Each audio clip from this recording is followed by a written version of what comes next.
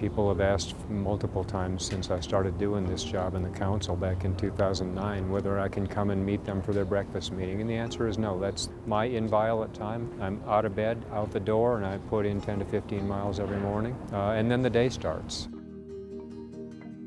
So we have an IGA on consent tonight, and essentially the IGA stipulates a few things. One is that any property that Rio Nuevo may become involved with needs to be publicly owned first. Councilman Kozachik mentioned we've had an extensive dialogue. I'm on campus, and then I'm either at a council meeting or in the evenings I'm at the council office or at meetings. Pick the house up and move it back for a few $100,000. Real quickly, so thank you very much for the presentation. I deal with designers and planners and architects all the time, and I'm used to... There's an old African proverb that when the sun comes up, if you're a lion, you better be able to run faster than the slowest gazelle or you'll starve. If you're a gazelle, you better be able to outrun the fastest lion or you'll get eaten. So when the sun comes up, you better be running, whether you're a lion or a gazelle. That's me. First thing in the morning, out the door, man.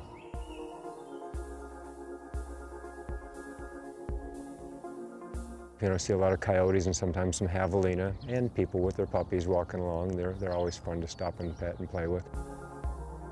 I think about the day, and I wear a fanny pack with a notepad in it, and if something pops into my head that I don't want to forget, I write it down and keep running. So, you know, just lots of things go through your head when you're out on your own.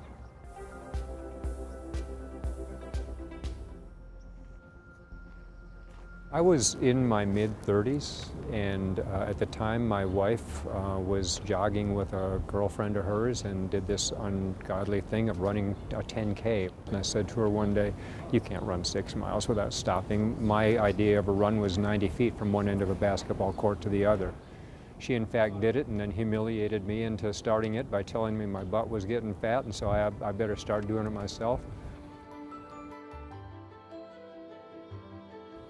Long story short, since then I've run dozens and dozens of marathons. I've run across the state of Colorado, 350-something miles. I've run over 100 miles several times as well, so it's now just a kind of part of who I am.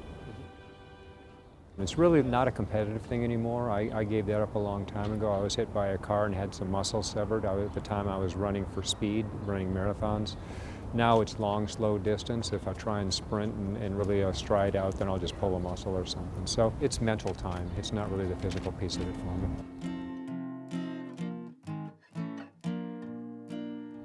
From the time I'm done with my run in the morning to the time I get home at night, usually 10:30 at night, that's really the only time I've got just for my own time.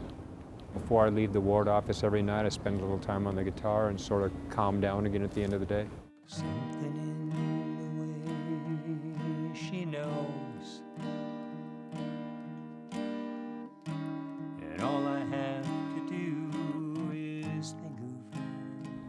You've got to have that place for your space.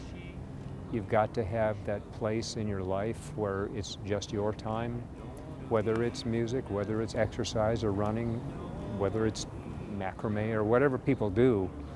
But you need to carve that piece of your day out that's just for you, where other people kind of aren't grabbing at you and saying, "I need you for this, I need you for that."